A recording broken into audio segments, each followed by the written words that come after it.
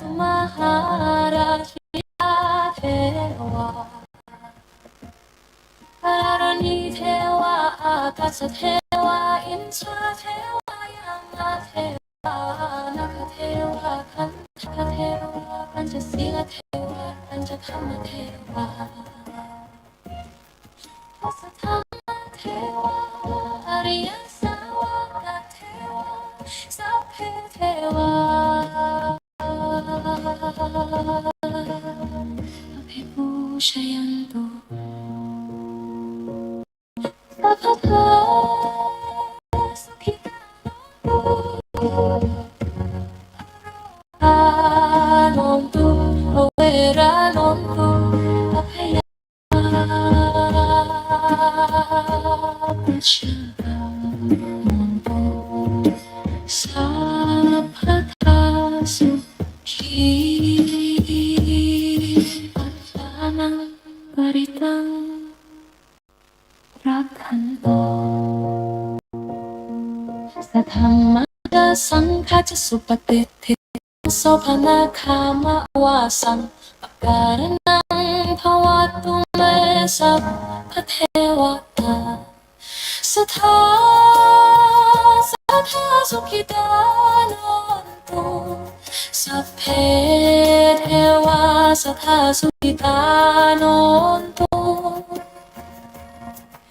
สัทธาสุขิตานนตุสัพเพเทวาพรหมมหิเทวตาอัทโลกปาลเทวตาจัตมหาราชิกาเทวาธรณีเทวาอากาศเทวาอินทราเทวายามาเทวานาคเทวาคันธเทวาปัญจศีลเทวาปัญจธรรมเทวาทัสสะธรรมเทวาอริยสาวกเทวาสัพเพเทวาอภิปูชยันตุสัพพะทาสุขิตาโนตุอเวราโนตุอภยา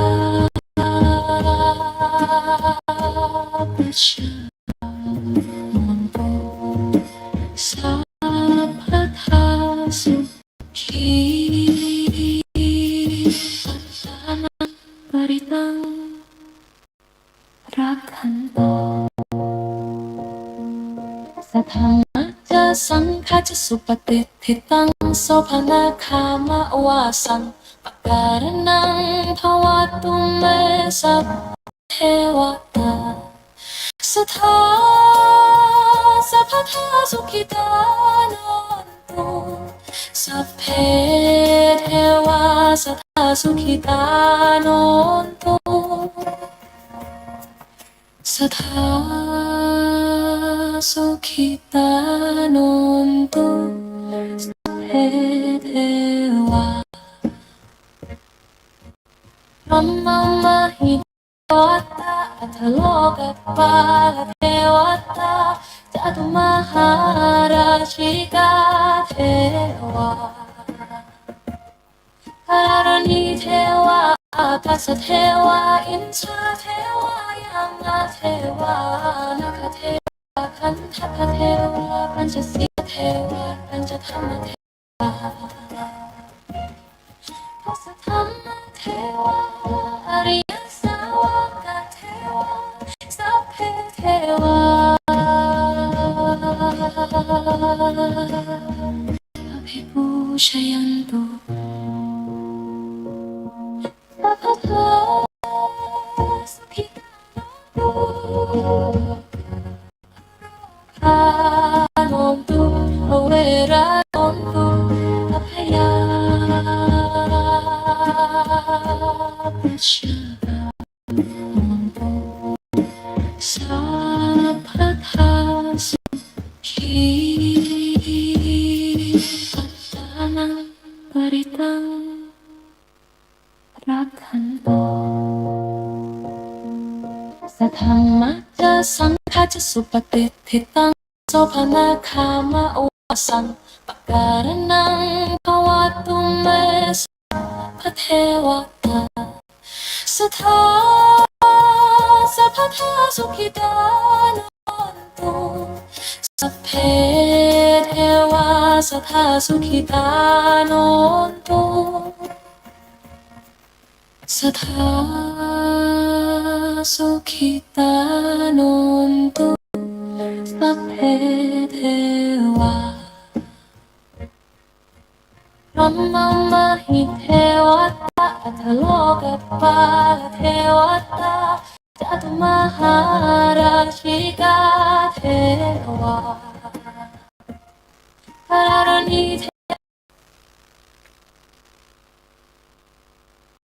ขอยกมือนิ้วกราบนอบน้อมบรรดาอาภิวาทน้อมระลึกถึงอย่างพระอรหันตสัมมาสัมพุทธเจ้าผู้แสวงหาซึ่งประโยชน์อันยิ่งใหญ่นอบน้อมอย่างพระธรรมคำสอนในศาสนานี้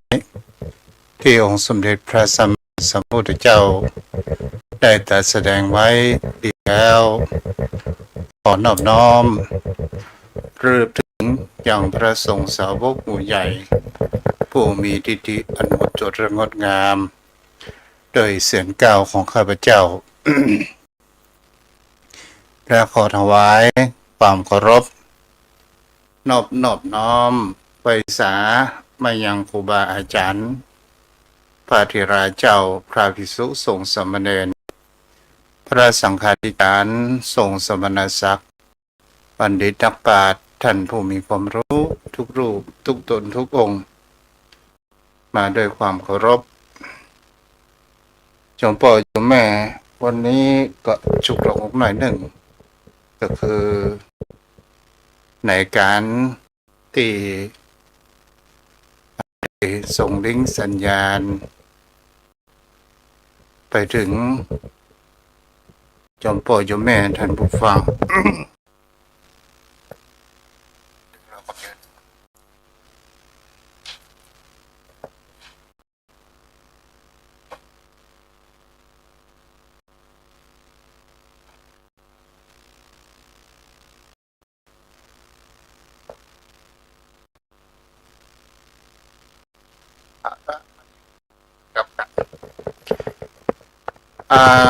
ที่รับฟังอย่างสถานีวิทยุเพื่อการศึกษาพระพุทธศาสนาและวัฒนธรรม 104.5 เมกะเฮิรตซ์โดยการส่งลิงก์สัญญาณไปณสถานที่ตั้ง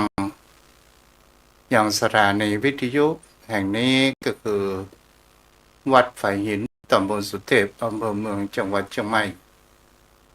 โดยรับความเมตตาจากท่านอาจารย์พระครูสมุวิศวัตรวรกิจโจผู้อำนวยการสถานีวิทยุผู้ที่มีแห่งความมุ่งมั่นในการเผยแพร่พระพุทธศาสนา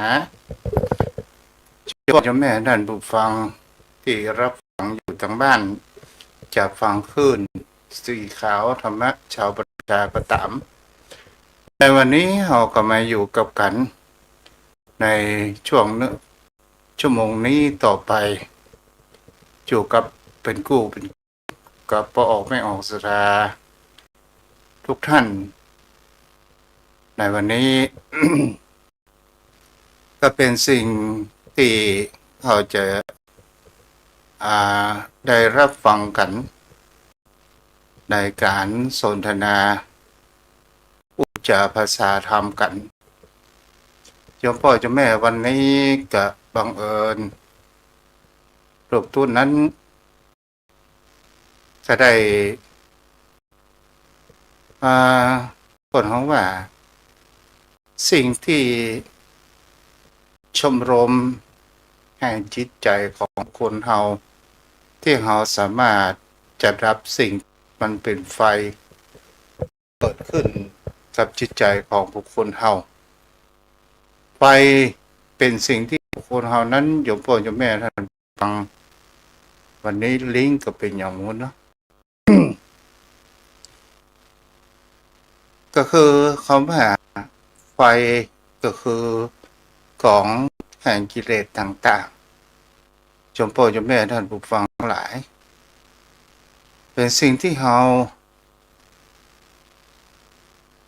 ต้องพิจารณากันไปแทนเขาว่ารับคำตีจมพ่อจมแม่ท่านผู้ฟังเกี่ยวกับแห่งรักธรรมแต่เขาว่าที่อันเป็นน้ำชโลมแห่งจิตใจทำให้คนเรานั้นมีความกระชุ่มกระชวยเพราะว่าธรรมชาติแห่งคำว่าน้ำมันก็ก่อให้เกิดแห่งความเย็นน้ำนี่เป็นปัจจัยประการแรกในการดำรงชีวิตของคนเราถ้าบนโลกใบนี้ขาดน้ำไปแล้วก็เมื่อเกิดแห่งคำว่าสามารถที่จะก่อให้เกิดแห่งคำว่าชีวิตต่างๆนานาทั้งมนุษย์และสัตว์เดรัจฉานนั้นได้ตลอดจนถึงพืชพันธุ์ยาหารต่างๆเป็นต้นไม้ก็ตามพ่อโยมแม่ท่านผู้ฟังวันนี้ก็เป็นสิ่งที่จะนำมาเสนอดังโยมพ่อโยมแม่นั้นได้รับฟังกันถ้ารับฟังทาง Facebook หน้าคงจะกระด้างไปเนาะเพราะว่าลิงก์มันผสมพระโยมพ่อโยมแม่น้ำเป็นปัจจัยก่อเกิดแห่งความทุกสิ่งทุกอย่างนั้นเกิดขึ้นน้ำที่ก่อให้เกิดแห่งความชื่นใจนั่นก็คือน้ำอกน้ำใจน้ำที่คนเรานั้นก็คือจะรับแห่งความร้อนน้ำแห่งที่เราทำคำสอนขององค์สมเด็จพระสัมมาสัมพุทธเจ้าสิ่งที่มันเป็นไฟมันเป็นธรรมชาติแห่งความร้อนถ้ามันเกิดขึ้นที่ใดแล้วก็เกิดแห่งความหายนะทุกสิ่งทุกอย่างเกิดขึ้นในช่วงฤดูนี้ก็เป็นช่วงฤดูแล้งถ้าบุคคลเฮานั้นเขาบัดตั้งกฎหมายบัดได้ฟังกันมันก็เกิดการเผาขี้โคกเผาใบไม้ถ้าเป็นดังบนดอยก็จะเผาป่าเพื่อซอกแห่งเพราะว่าผักหวานส้มต่างๆนานาแต่ถ้าว่าเป็นตังร่มเฮาก็คงจะเผาเปลืองเผาขี้โคกใบไม้ใบตอกต่างๆนานาขึ้นมันก่อให้เกิดแห่งเขาว่ามลภาวะแห่งความเป็นพิษนี่ก็คือผลของมันแต่ถ้ามันเป็นไฟแห่งใจเล่าก็คือไฟที่อันเป็นกิเลสก็คือไฟตัณหาราคะไฟแห่งโทสะไฟแห่งความโลภไฟแห่งความโกรธเรานี้เนี่ยถ้ามันมีในจิตในใจของคนเหล่านั้นมากนักมันก็ก่อให้เกิดแห่งความร้อนความเร่าร้อนอยู่หมองม่วนกินประมาณนอนประรับต่างๆนานาขึ้นแต่สิ่งที่เป็นบุคคลเราควรจะมีแห่งเพราะว่าน้ำแห่งพระธรรมหลักธรรมคำสอนขององค์สมเด็จพระสัมมาสัมพุทธเจ้าหลักธรรมที่ก่อให้เกิดคำว่าเป็นน้ำมันจะมีหลักธรรมในแห่งคำว่าพรหมวิหารธรรมซึ่งมีตัดอยู่ในบทของถวายพรพระที่ว่านาราคิลิงขชวรังอาติมัตตะพุตังทวคิจักมาสเนวะสุธารุนันตังเมตตามภูเชกะวิธินาชิตวามุนิโทถ้าหาแปลเป็นใจความก็จะแปลว่าพระจอมมุนีได้ชนะช้างตัวประเสริฐชื่อว่านาราคิรีเป็นช้างที่เมามัน ยิ่งนักแสนที่จะทารุณประดุจดังเพลิงป่าและจักราวุธและสายฟ้าวิธีลดลงด้วยน้ำคือพระเมตตาจอมพ่อแม่ก็แปลว่าเมตตามันมีอยู่ในเขาว่าเมตตาปรมีในปรมี30 ทัศและคำว่าเมตตามันก็เป็นสิ่งที่บุคคลเฮาจะหันเฮาจะทำสิ่งใดประการหนึ่งก็ตามเฮาก็มีแห่งว่าความเมตตา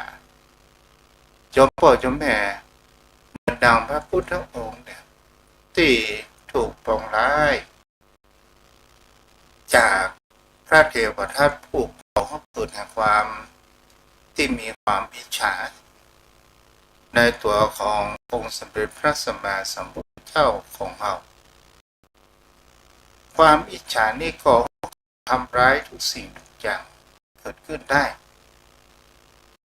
เว้นปักบวกกรรมอย่างต่างๆนานาแล้วก็จะได้ว่า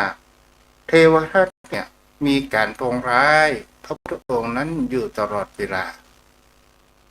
ก็ด้วยแห่งคำว่าผันมหาชนนั้นมีจิตแห่งความรู้ใสในองค์สมเด็จพระสัมมาสัมพุทธเจ้าในตอนนั้นแล้วผู้คนทั้งหลายก็ไปยังวัดประเชตวันแต่เทวทัตนั้นก่อให้เกิดแห่งคำว่ามีความริษยาในองค์สมเด็จพระสัมมาสัมพุทธเจ้านั่นก็คือหมายถึงเขาว่าไปอยากให้องค์สมเด็จพระสัมมาสัมพุทธเจ้าในความเข้าใจของพระเทวทัตว่าเป็นสิทธัตถะไปอยากจะให้เด่นให้ดัง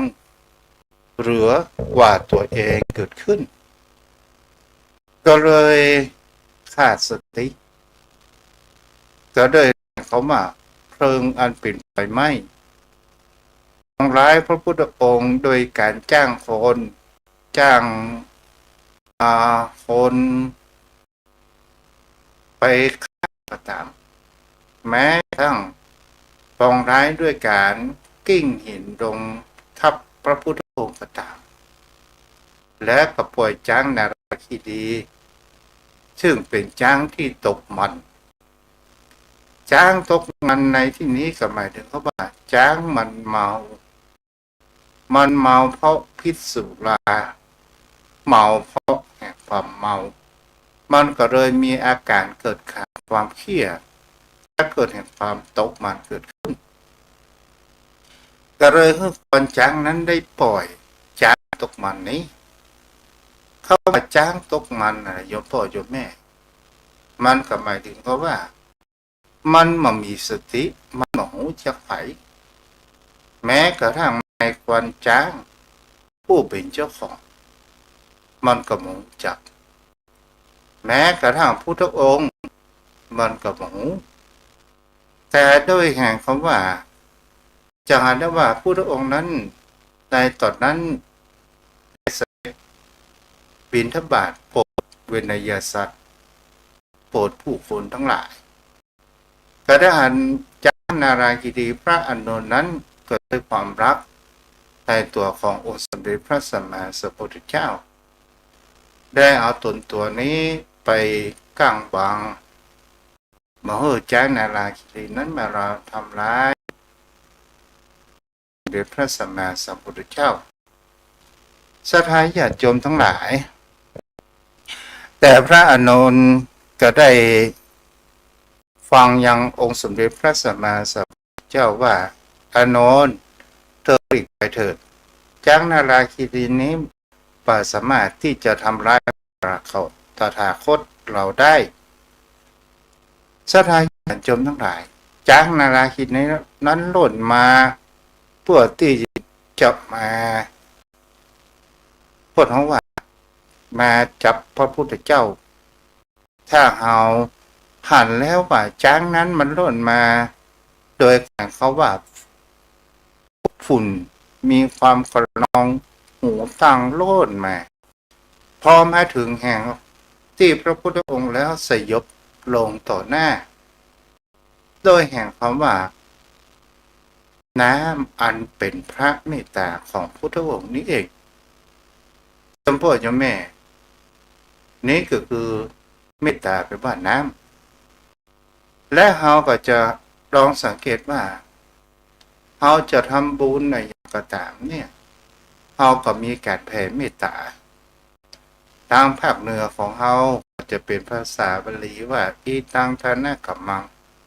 บุญสำเร็จด้วยทานอีตังศีลกัมมังบุญสำเร็จด้วยศีลอีตังทานะกัมมังภาวนากัมมังบุญสำเร็จด้วยทาภาวนาแล้วยังกินจิกุศลังกัมมังกรรมใดอันที่เป็นกุศลขออุทิศไปถึงยังเองยังกินจิกุศลังกัมมังกัตตพังกัมมังสัพเพหิกเตหิไปถึงยังปีดามารดายาทิพญาติตามปัจจัยญาติก็ถามไปถึงยังเปรตเปตะกัมมังไปถึงยังเทวดาไปถึงยังยักษ์พรหมภูมิทั้งหลายไปถึงยังครูบาอาจารย์ทั้งหลายนี่เฮาก็ถามได้ว่าคนเฮาเขาท่องกันทุกวันแต่เฮาหมูความหมายแต่ถ้าว่าดีก็คือเฮาแผ่เมตตาในจิตในใจหรือจะออกกำอู้กำใจของคนเฮานั้นก็ได้มันก็มีความคล้ายคลึงกันมันก็อยู่ที่เจตนาของเฮานี่เองโยมพ่อโยมแม่แล้วใจรักเมตตานี้มันมีแห่งเขาว่าเมตตาภาวนาบุญสำเร็จโดยการเจริญภาวนาอันเป็นเมตตาเขาว่าเมตตานี้เนี่ยโยมพ่อโยมแม่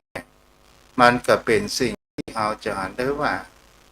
มันสามารถที่จะทำให้จิตใจของเราที่เร่าร้อนเนี่ย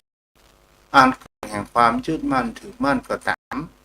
อันเกิดจากการสิ่งที่เราบ่ได้ดั่งใจประสมปรารถนามันก็เกิดแห่งความโกรธอันเป็นเพลิงที่มันเกิดมาทางตาก็ตามอันเกิดมาทางเสียงก็ตาม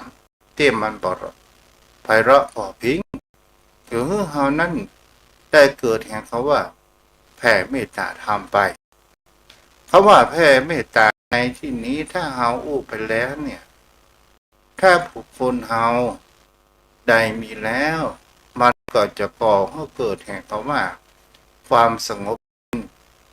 แห่งจิตแห่งใจของคนเฮานั้นได้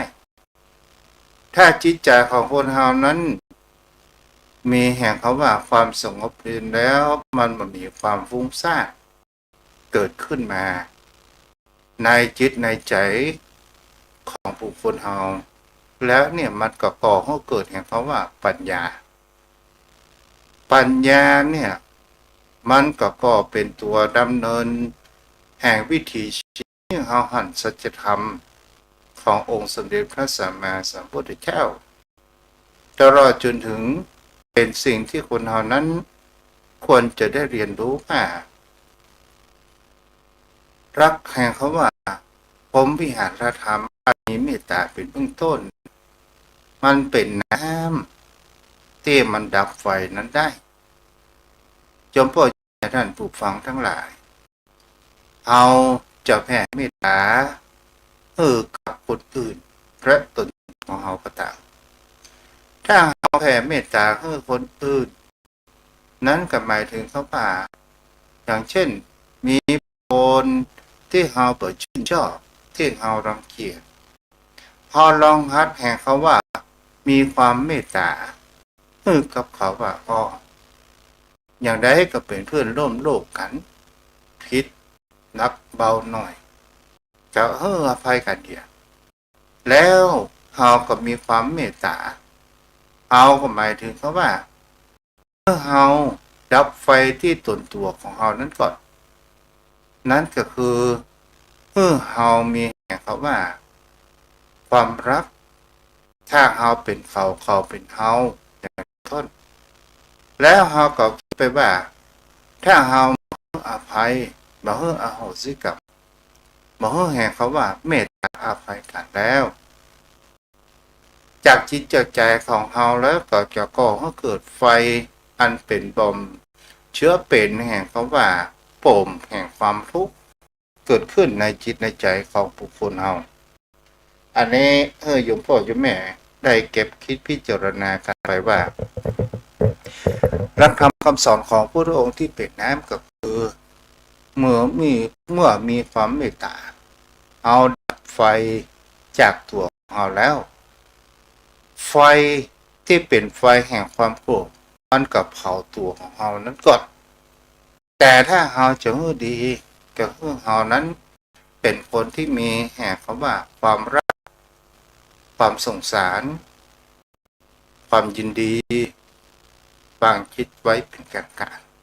ๆมันก็ก่อให้เกิดเป็นน้ำที่เป็นนามธรรมเป็นน้ำธรรมแห่งองค์สมเด็จพระสัมมาสัมพุทธเจ้าที่จะดับไฟนั้นลงได้เมื่อเราดับไฟลงได้จิตใจของเรานั้นก็จะปล่อยวางเมื่อเราวางความอาฆาตขาดแค้นความปองร้ายความโกรธความโลภต่างๆนานาเหล่านี้และเราก็จะเห็นว่าเมื่อเราจิตใจเย็นมันก็สติเมื่อมีสติแล้วมันมีปัญญาเกิดขึ้นมาติดแต่งต่อการเกิดขึ้นแต่ถ้าว่าเรามองกลับไปล่ะถ้าเรามีความโกรธเราเป็นคนขี้โกรธบ่ให้อภัยจิตใจของตัวเราเองหรือเรามามีความเมตตาบุคคลอื่นมันก็จะเป็นไฟที่เผาจิตเผาใจเผาร่างกายของคนเรานั้นมันบางครั้งบางครามันออกส่งผลมาภายนอกก่อให้เกิดโรคภัยไข้เจ็บมากมายจะเป็นโรคดันโรคความเครียดโรคนอนหลับแต่เรานั้นเป็นคนที่มีจิตใจแห่งคำว่าเมตตาถ้าเราคิดไปว่าอย่างใดมันก็เป็นเพื่อนร่วมโลกเราให้อภัยกันแล้วก็จิตของเรานั้นก็จะเบาและเราก็สามารถที่จะผ่านได้ว่าเมื่อคนเรานั้นเป็นคนที่มีน้ำจิตน้ำใจมีรักแห่งเขาว่าน้ำแห่งพระธรรมนั้นคือความรัก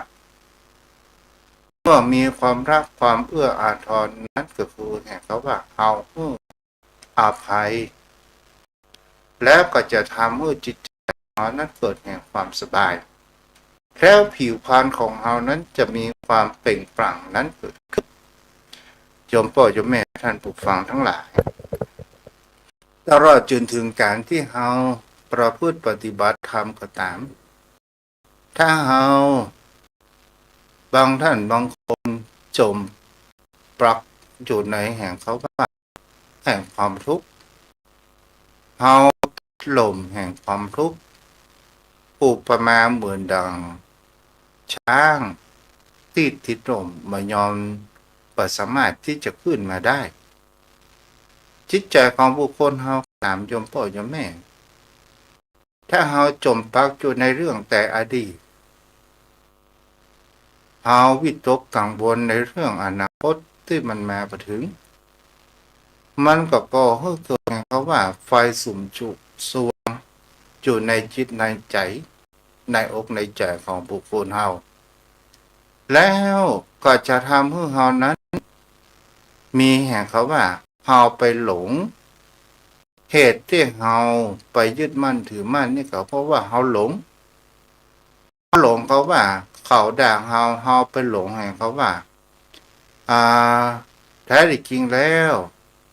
สิ่งที่เขาด่าเขาว่าหรือว่าสิ่งที่เราปรุงแต่งคนเดียวเพิ่งก็ไม่ได้คิดเราเขาสามารถที่จะรู้ได้มันเป็นอดีตไปแล้วแต่เรายังจมปักอยู่ในความทุกข์อยู่แล้วเราจะออกลมที่อันเป็นบางบนแห่งความทุกข์นี้ จ้าพ่อเจ้าแม่แท้ที่จริงแล้วเขาคงกันอยู่เขาก็บ่ต้องอู้มาว่าเกิดแก่เจ็บตายมันเป็นทุกข์นิรันดร์แต่คนเฮาหันทุกข์แล้วเฮาก็จะต้องมีแห่งก็ว่ามีสติและมีปัญญาถ้าเฮายอมรับแห่งความสิ่งที่มันเกิดขึ้นมันก็จะหันแห่งความจริงเกิดขึ้นแต่ถ้าเราไม่ยอมรับความจริงในสิ่งที่มันเกิดขึ้นก็ด้วยความติดลมแห่งเขาบัดโดยความคิดว่าเราหันว่าตัวของเรานั้นมีจริงแต่ที่จริงแล้วตัวเรานั้นมันก็มีวันสลายมันก็มามีจริงมันมีจริงอย่างไรโยมพ่อโยมแม่ฮะก็ลองดูสังเกตกันเอาลองไปพอคนตายตอนสุดท้ายเนี่ย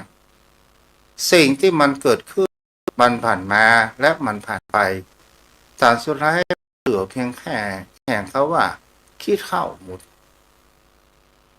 สิ่งที่มันจะติดตามเราไปที่มันเป็นยางที่เราจะเอาไปภพภูมิข้างหน้านั้นก็คือการกระทำก็คือกรรมดีและกรรมชั่วที่มันจะติดตามเราไปแต่ถ้าว่าเรามีกรรม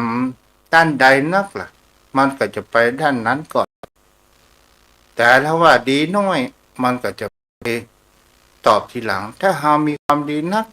เป็นบุญเป็นกุศลสร้างสมนักเกิดขึ้นเอาประพฤติปฏิบัติธรรมเราได้รักษาศีลเราได้กินทานเราได้เจริญภาวนานั่นแหละเป็นตัวนำพาจิตของเราไปในทางภพภูมิที่ดีแต่ถ้าว่าเราสั่งสมบุญญาบารมีในการประพฤติปฏิบัติธรรมมากๆเรากับมันแน่ว่า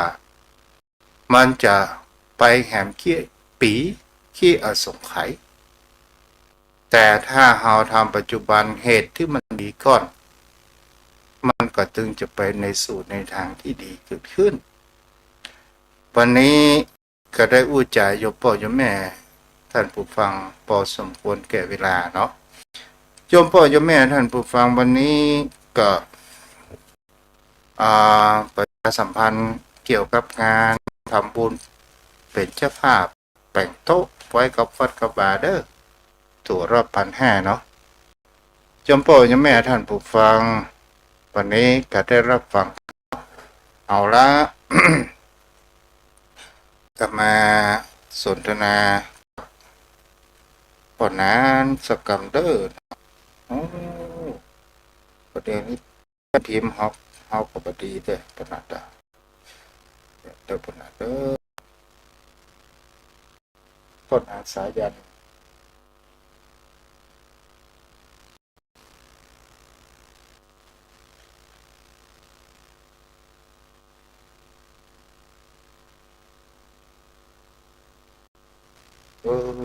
แผ่นพิมพ์นี้ก็บ่ดีอ๋อ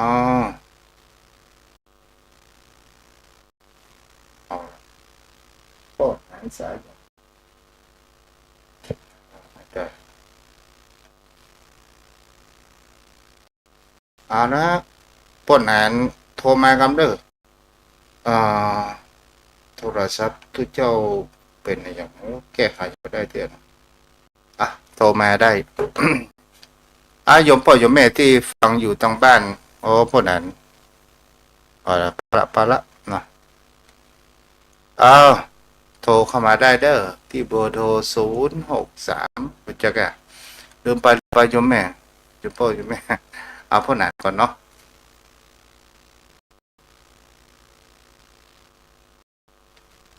วันนี้พวกนั้นอยู่ไปอยู่ก็อยู่ท่านเจ้าเคารพยังสุขจริงครับท่านเจ้ามันเข้ามาได้พอดีครับท่านเจ้าดีละเนาะวันนี้อยู่ครับแม่สาครับท่านเจ้าได้ต่อครับได้ยินครับขออนุญาตปิดวิทยุครับได้ยินครับท่านพระคุณเจ้าวันนี้ได้รักคำที่เป็นน้ำ ดับไฟนะปะนั้น ครับไม่ทราบครับ นั่นก็คือเขาว่าผมวิหารธรรมอันมีเมตตาในเบื้องต้นนั่นหมายถึงเขาว่าถ้าในโลกนี้เนี่ยตั้งอยู่ในรักธรรมแห่งเขาว่าพรหมวิหารธรรมกันเนี่ยความเดือดร้อนและความวุ่นวายก็คงจะปรากฏขึ้นนะปะนั้น เป็นเช่นนั้นครับท่านพระคุณเจ้าเหมือนดังท่านพระคุณเจ้าอธิบายไว้ เพราะว่าผมว่ามีหารธรรมนะเป็นธรรมะของพรหมที่มีตัวมีตนนะที่เราสามารถมองหันได้บุคคลใด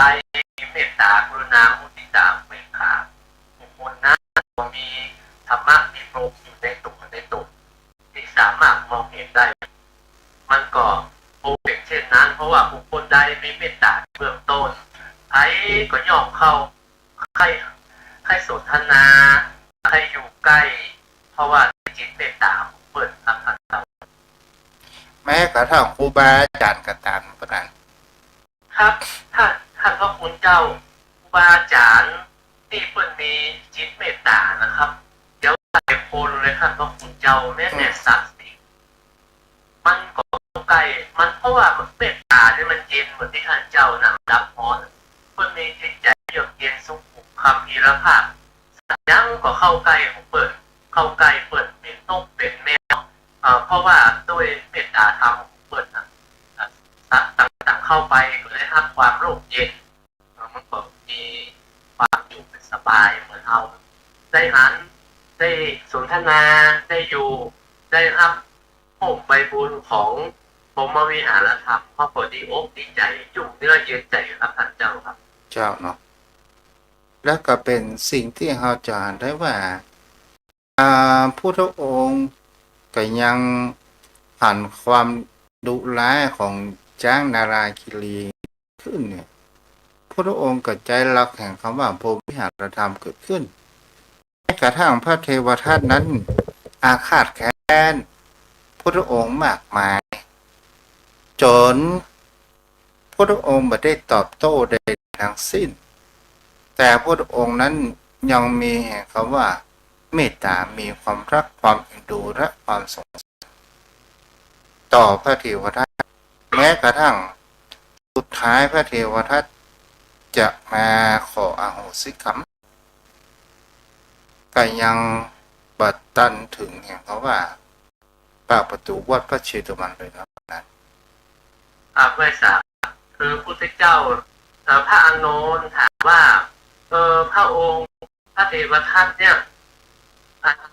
พยาบาทพระองค์โดยตลอดพระองค์คิดจะเป็นยังไงพระพุทธเจ้าว่าอานนท์ดูก่อนเอาเราเช่นใดเอาก็ฮักพระเทวทัตเช่นนั้นเอามีจิตใจเมตตาต่อพระราหุอันเป็นบุตรของเราและเอาก็มีจิตเมตตารักใคร่เอ็นดูพระเทวทัตเช่นนั้นแม้กระทั่งพระเจ้าสุปพุทธะและจ้างนาราคิรีพระพุทธองค์ก็ใจอาฆาตพยาบาทใดๆทั้งสิ้นเจ้านั่นก็หมายถึงเขาว่าเป็นสิ่งที่พระองค์นั้นแสดงให้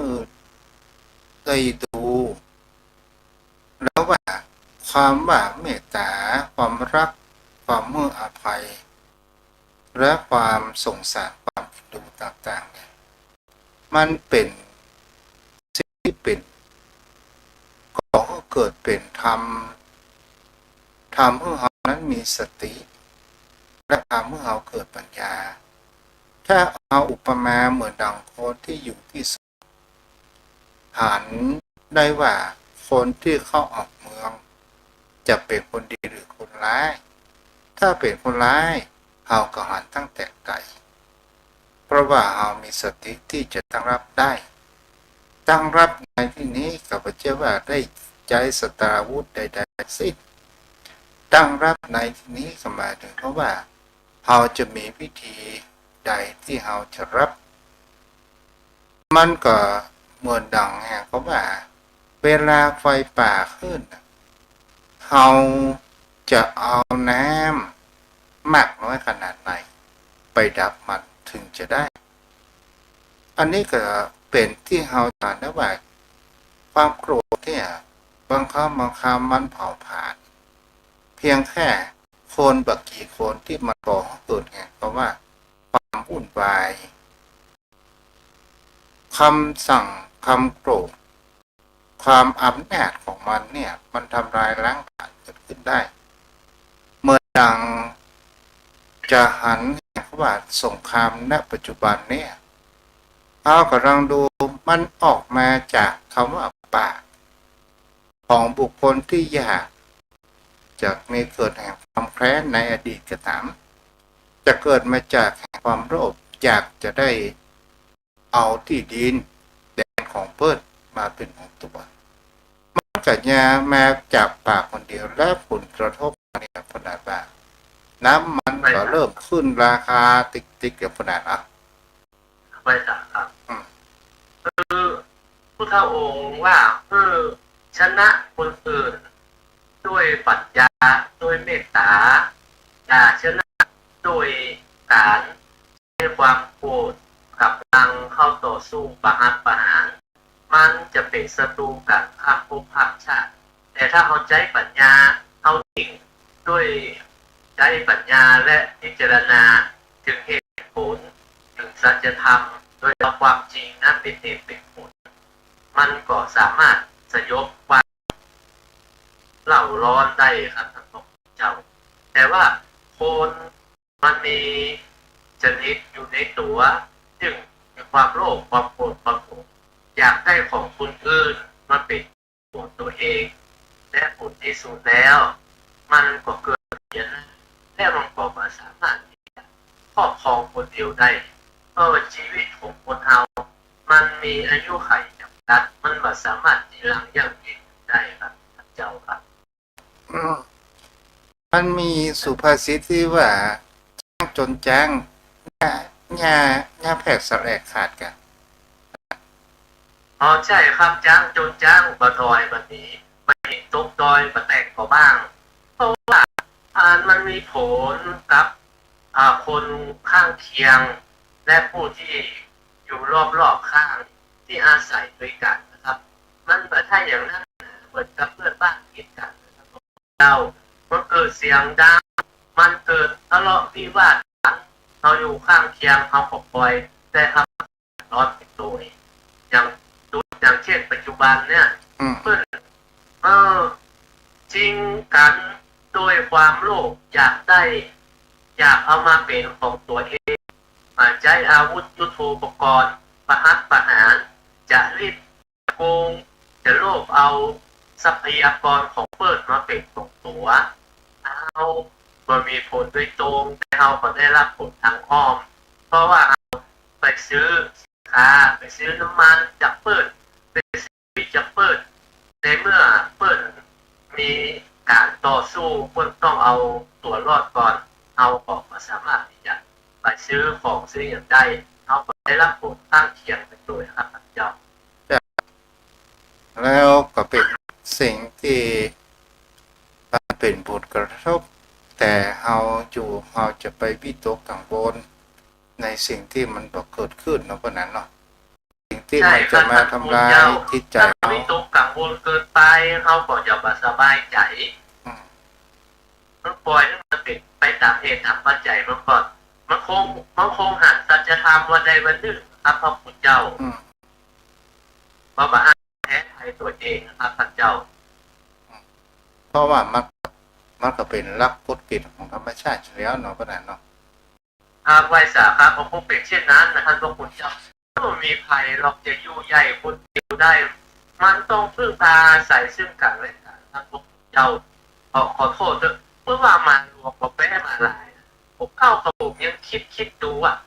เกิดวันใดวันหนึ่งถ้าไอ้น้อยๆติดๆมารวมตัวมันครบอย่างเพิ่งลุงครบคนตีเพิ่งเนี่ยมันเกิดอะไรอย่างขึ้นนะท่านพระพุทธเจ้านะ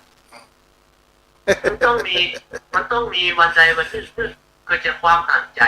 เหมือนครับที่ท่านเจ้าเคยอธิบายเรื่องจ้างมันไปย่ำลูกนกก็ขอร้องว่าโอ้เฮาลูกเขาก็น้อยเขาขอเมตตาจ้างนะอันตรพาน้องคนที่เอาหาเนี่ย แล้วนี่อย่างเปิดโอ้นกมันก็ไปขอช่วยเหลือจากพกจากเนี่ยสักอีกห้อยคนเฮาเตอร์มีดูเฮาเตอร์ถูกปูผลที่สุดมันก็ได้รับกลับนะท่านเจ้าในกรณีก็ผมในคิดลึกๆถึงแม้ว่ามันจะบอกเป็นธรรมะเกี่ยวกับเอาละสักวันมันถูกลุมแน่ถ้ามันใหญ่มันกลางกับคนเดียวสักวันมันเป็นถูกอันน้อยๆนิดๆลุมแน่เนาะ เปิดห้องบ่าถ้าตัวใหญ่ขาดปัญญาก็เหมือนตัวน้อยไปเนาะปะนั้นเนาะ เป็นเช่นนั้นครับคุณเจ้าคนเฮามันจะมีครบทุกอย่างมันเป็นไปไม่ได้ มันจะต้องมีขาดบกพร่องไอ้เพื่อนบอกว่าพญานาคหรือจะสู้งูดินอิดงูดินทีหนึ่งเพื่อนผมมีปิดเตียงแต่เพื่อนก็งูเอาตัวรอดงูเอาชนะได้เหมือนกันนะครับท่านเจ้าครับ ฉะนั้นมันก็เป็นสิ่งที่เราจะมองเป็นธรรมะก็ได้ว่าการข่มเหงการดูถูกดูแคลนการข่มบุคคลอื่นเนี่ยมันเป็นสิ่งที่ก่อให้เกิดอันตรายกับตัวอื่นนะครับ เจ้ามันสร้างศัตรูนะแล้วใครจะไปนึกในใจว่ามันยังสมมติว่าเอายกว่าตรงๆเลยอย่างสหรัฐกับอิหร่านแล้วใครจะไปนึกว่าอิหร่านมันจะไปเก็บในใจผมว่าผมว่ามันต้องคิดในใจแล้วมันต้องล้างเอาล้างแค้นนะครับเจ้าเพราะเราโอ้ถึงในที่เราโจรเราที่มันใหญ่มันกลางไปขับเหยไปวันหน้าถ้ามันวันใดวันหนึ่งมันล้างแค้นแม้แต่ชีวิตมันก็มันยังสามารถสละได้ท่านเจ้าครับ อันนี้เราก็อันว่าไปฆ่าประมุขแห่งศาสนาเพิ่นเนาะอันนี้ก็อันว่าอันประมุขศาสนาเพิ่นถ้าเอาผู้เป็นหลักธรรมพุทธศาสนาเพิ่นก็มีแห่งเขาว่าเมตตาครับ คือเมตตาธรรมนั้นเป็นคำจูงโลกอยู่แล้วคนเฮามัน มีทุกศาสนา ทุกศาสนาท่านเจ้าพวกเราอยู่ด้วยร่วมกันด้วยสันติสุขแต่คนต่างมันแบบเพื่อปฏิบัติทางไปสาเจ้า เพราะว่าเปิดเพราะว่าทุกอย่างเนี่ยมันมาจากปากคนเราหมดปากก็มาจากใจคนเราเนี่ย ท่านเจ้าคือใจมันสั่งแล้วปากมันพูดแล้วก็มันมีตัณหามันมีราคะที่ท่านเจ้ามันเป็นยางเหนียวคือมันไม่ยอมปล่อยปวางวัสวะทำยากคนนั้นท่านเจ้ามันมุ่งมีที่สิ้นสุดมันจะเอาจุดได้มันบอกว่าจะปอครับไว้สาเจ้า ก็พอไปเนาะเอาพอมองก็เป็นธรรมะนี่ก็คือ ใช่ครับ เอา ท่านเจ้าแต่เป็น ใช่ว่ามันก็มีผลกระทบมันมีท่านพระพุทธเจ้า มันธรรมชาติอะไรธรรมชาติ ไว้สาเจ้า มันเลี่ยงมาได้เพราะนั้น แต่ เราจะไปทุกร้อนไปตามอำนาจแห่งข่าวเพราะ ใช่ ว่า มันท่านเจ้าว่านะเราจะไปทุกร้อนจะไปกระบวนกระวายเกินเหตุเกินควรก็คิดเป็นเช่นนั้นว่าจริงมันมีผลกระตุ้นแต่เราจะไปเพิ่มความร้อนมันทวีคูณขึ้นนั่นก็คือว่าจะไปเดือดร้อนเดือดร้าวเกินกว่าเหตุนะท่านเจ้าครับ เจ้าเอาแล้วเพราะนั้นหมดเวลาพอดี ท่านเจ้าครับ จ้า เคารพอย่างสูงยิ่งท่านเจ้าได้เริ่มนะครับต่อในวันนี้แก่ท่านญาติธรรมทุกท่านขอท่านญาติธรรมทุกท่านได้มีธรรมะได้ศึกษาธรรมะประพฤติปฏิบัติธรรมไปพร้อมๆกันนะครับขอบพระคุณครับสวัสดีครับ แล้ววันพุธมาปักกันมาเด้อโยมแม่ผู้รักษาเด้ออายุวันโนสุขังพลา เ